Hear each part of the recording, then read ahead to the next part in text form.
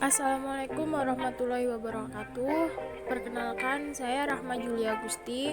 Saya dari kelas 1C, Prodi Teknik Pengendalian Pencemaran Lingkungan dengan nomor induk mahasiswa 2002070059. Saya akan menyampaikan ulang materi biomonitoring yang telah dipelajari dari materi 1 sampai materi keempat.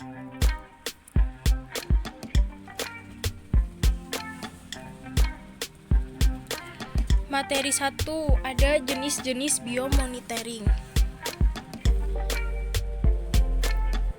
Biomonitoring adalah metode pemantauan kualitas air dengan menggunakan indikator biologis atau bioindikator.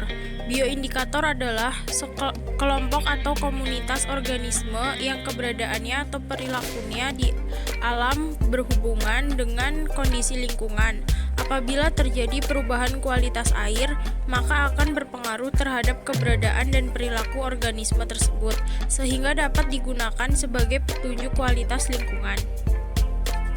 Penggunaan indikator fisik dan kimia dalam monitoring terdapat toksikan di lingkungan bersifat amat dinamis atau cenderung berubah terhadap waktu dan tempat.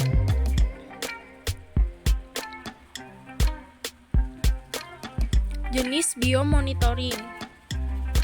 Berdasarkan kategori minat komunitas pakar, biomonitoring dapat dikelompokkan sebagai berikut. Yang pertama ada bioassessment study. Yang kedua ada toxicity bioassay. Toxicity bioassay ada dua, yaitu yang pertama penilaian toksisitas langsung. Yang kedua ada bioassay perilaku. Bioassessment study. Bioassessment study mengkaji kehidupan suatu komunitas, termasuk fungsi dan struktur komunitas. Tingkat organisasi kehidupan. Yang pertama ada bioma, kedua ekosistem, ketiga komunitas, keempat populasi, kelima organisme, keenam sistem organ, ketujuh organ, kedelapan jaringan, kesembilan sel, dan kesepuluh molekul. Menurut Ziegler et al. Tahun 2006, bioassessment mengacu pada proses mengevaluasi integritas ekologi baik lingkungan darat maupun akuatik dengan mengukur karakteristik organisme atau kumpulan organisme yang menghuni lingkungan tersebut. Yang kedua ada toxicity bioassays. Toxicity bioassays adalah melakukan kegiatan pengujian di laboratorium dan menganalisis dampak polutan terhadap bentuk-bentuk kehidupan atau tumbuhan dan hewan. Tujuan pengujian toksisitas adalah untuk menentukan apakah suatu senyawa atau sampel air memiliki potensi untuk menjadi racun bagi organisme biologis dan jika demikian, sejauh mana dampaknya. Toksisitas dapat dievaluasi di seluruh organisme atau in vivo atau menggunakan molekul atau sel in vitro setelah polutan yang terduga memberi pengaruh telah diidentifikasi. Pendekatan pemodelan in silico dapat digunakan untuk memprediksi toksisitasnya berdasarkan sifat fisika kimia senyawa dan kemungkinan keberadaannya dan perjalanannya di lingkungan.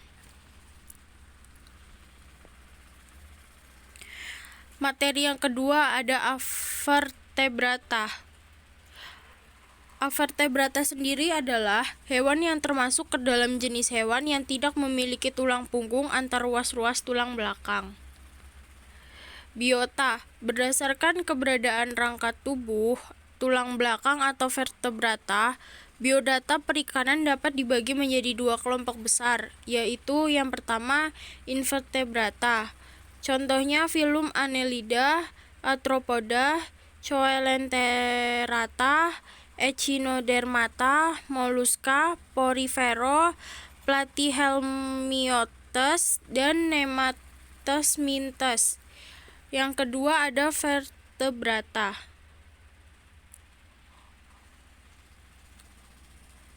Dan ini adalah contoh gambar dari kingdom kingdom Animalia atau phylum Arthropoda.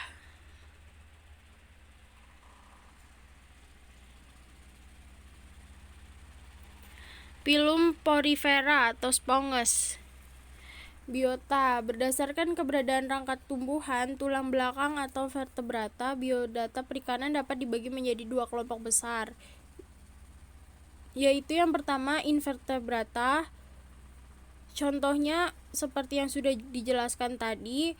Dan yang kedua ada vertebrata, yaitu ada dua kelas. Yang pertama kelas Chondrichthyes, Oteichthyes agnatha, dan yang kedua ada kelas reptil, aves, dan mamalia atau tetrapada.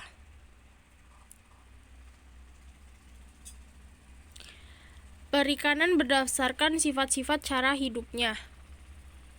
Yang pertama ada plankton, yaitu organisme yang umumnya sangat kecil, hidup melayang-layang di dalam air. Gerakan organisme ini sangat dipengaruhi oleh usus air. Dibedakan menjadi fitoplankton, tumbuhan, dan zooplankton atau hewan. Yang kedua ada nekton, yaitu organisme yang dapat bergerak bebas. Yang ketiga ada nefston atau organisme kecil yang bersandar atau berenang di permukaan air. Yang keempat ada perifiton atau organisme yang menempel atau menyerap pada organisme atau benda yang lain yang menyembul ke permukaan air. Yang kelima ada bentos, yaitu organisme yang hidup merayap atau melekat di dasar perairan.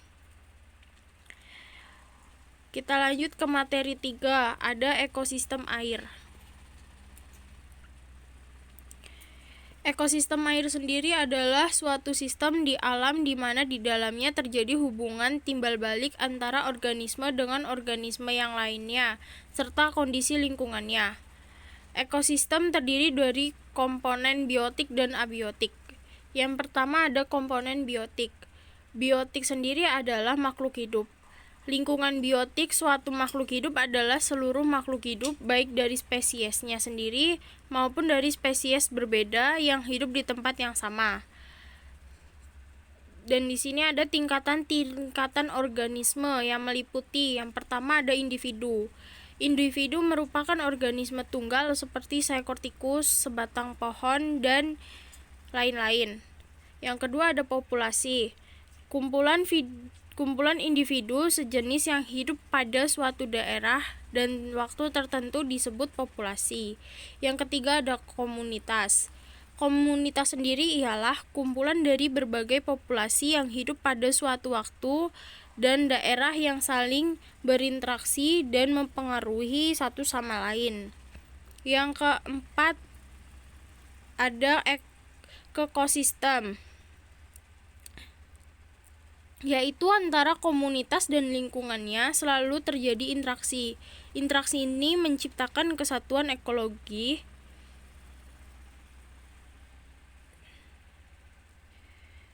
Dan yang terakhir ada biosfer.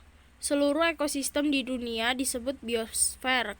Setiap makhluk hidup menempati lingkungan yang cocok untuk hidupnya. Dan yang kedua ada komponen abiotik. Abiotik sendiri adalah bukan makhluk hidup atau komponen tak hidup.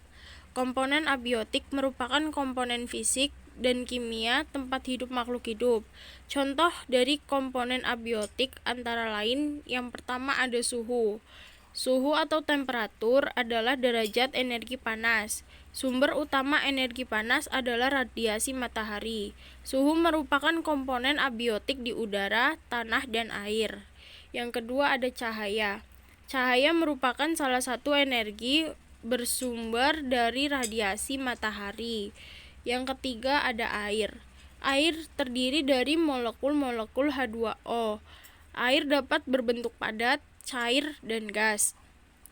Yang keempat ada udara. Udara sendiri terdiri dari berbagai macam gas, yaitu nitrogen sebanyak 78,9%, oksigen sebanyak 20,93%, karbon dioksida sebanyak 0,03%, dan gas-gas lainnya. Yang kelima ada garam-garam mineral. Garam-garam mineral antara lain ion-ion nitrogen, fosfat, sulfur, kalsium, dan natrium. Komposisi garam-garam mineral tertentu menentukan sifat tanah dan air. Yang keenam ada tanah. Tanah merupakan hasil pelapukan batuan yang disebabkan oleh iklim atau lumut dan pembusukan bahan organik. Tanah memiliki sifat tekstur dan kandungan garam mineral tertentu.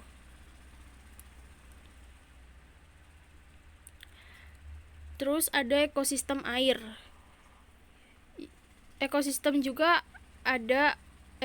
air juga dapat dibedakan menjadi yang pertama ekosistem air tawar. Ekosistem air tawar ada dua, yaitu ekosistem air mengalir atau lotik. Yang kedua ekosistem air tenang atau lentik. Dan di sini juga danau dapat dikelompokkan berdasarkan produksi materi organiknya, yaitu sebagai berikut. Yang pertama ada danau oligotropik. Danau oligotropik merupakan sebutan untuk danau yang dalam dan kekurangan makanan karena fitoplankton di daerah limnetik tidak produktif. Yang kedua ada danau eutropik. Danau eutropik merupakan sebutan untuk danau yang dangkal dan kaya akan kandungan makanan karena fitoplankton sangat produktif. Ekosistem danau dan kolam terdiri dari 4 wilayah horizontal, yaitu litoral, limnetik, profundal, dan bentik. Ekosistem yang kedua ada ekosistem air laut. Ekosistem air laut dibedakan atas estuari, pantai, terumbu karang, dan lautan. Estuari sendiri mempunyai air yang dangkal sehingga dapat tertembus cahaya matahari dan tempat bersatunya air. Lanjut ke materi terakhir, yaitu ada biomarker.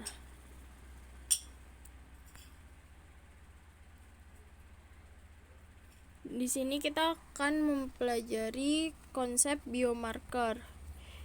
Biomarker adalah tanda-tanda terpapar efek atau kerentanan yang lebih awal tentang kemungkinan kondisi yang buruk.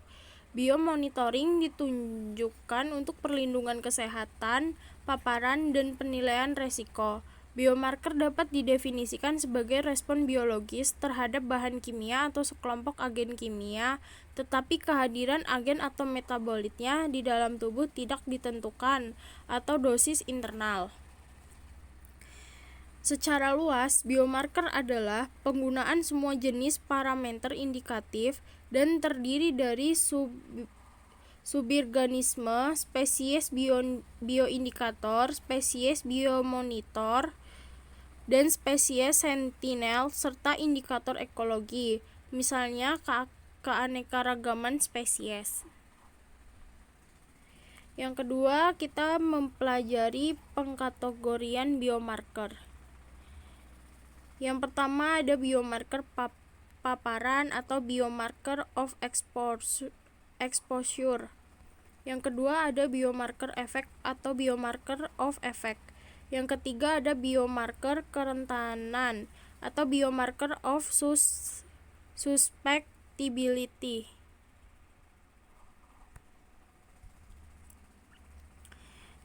Terus yang ketiga, kita dapat mempelajari paparan dan biotransformasi.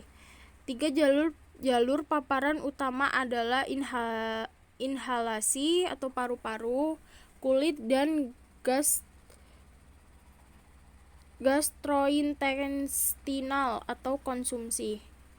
Biomarker sendiri dapat digunakan secara efektif jika latar belakang toksikologi mereka dipahami. Yang pertama, siklus kimia atau metabolitnya di dalam tubuh. Yang kedua, mekanisme penyakit atau efek buruk. Dan yang keempat itu contoh biomarker yang dipelajari di laboratorium.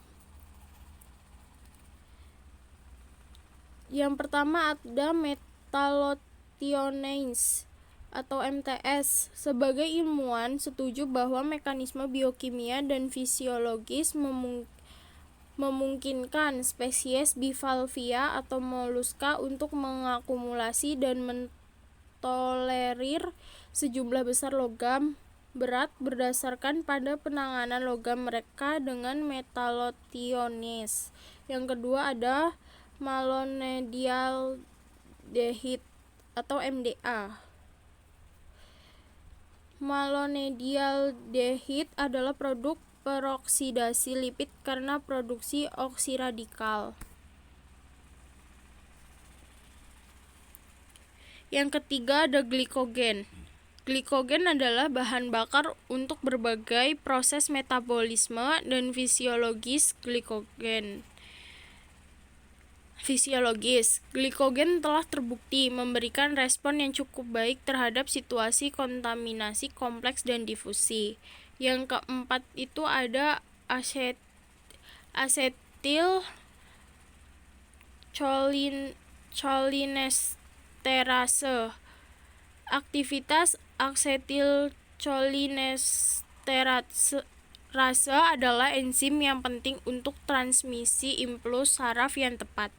Pengurangan atau penghambatan aktivitas enzimatik ini telah digunakan untuk mendeteksi dan mengukur efek biologis organ fosfor dan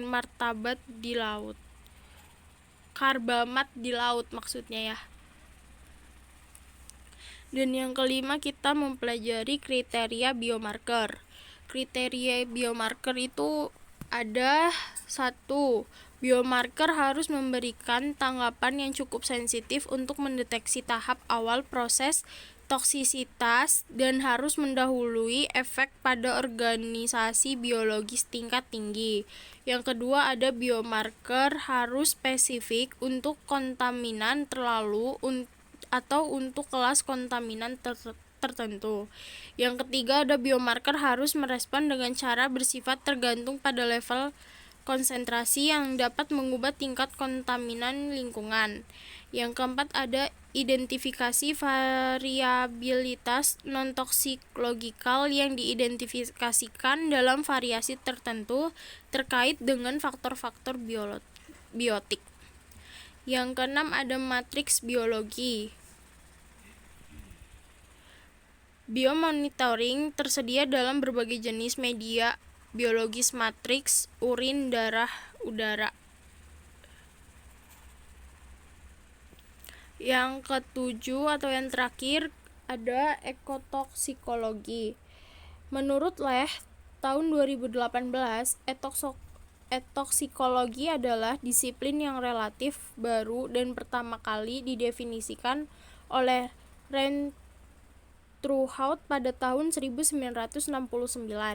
Konsep ini mencoba untuk menggabungkan dua istilah yang sangat berbeda, yaitu ekologi, studi interaksi yang menentukan distribusi dan kelimpahan organisme. Toksikologi mempelajari efek berbahaya dari zat pada organisme hidup, biasanya pada manusia. Tujuan utama dari ekotoksikologi dari Forbes tahun 1994. Yang pertama ada memperoleh data untuk penilaian resiko dan manajemen lingkungan. Yang kedua, memenuhi persyaratan hukum untuk pengembangan dan pelepasan bahan kimia baru ke lingkungannya. Yang ketiga, ada mengembangkan prinsip-prinsip empiris atau teoritis untuk meningkatkan pengetahuan tentang perilaku dan efek bahan kimia dalam sistem kehidupan. Ya, sekian dari saya. Mohon maaf bila ada salah kata atau penulisan yang kurang tepat, mohon dimaafkan. Wassalamualaikum warahmatullahi wabarakatuh. Terima kasih.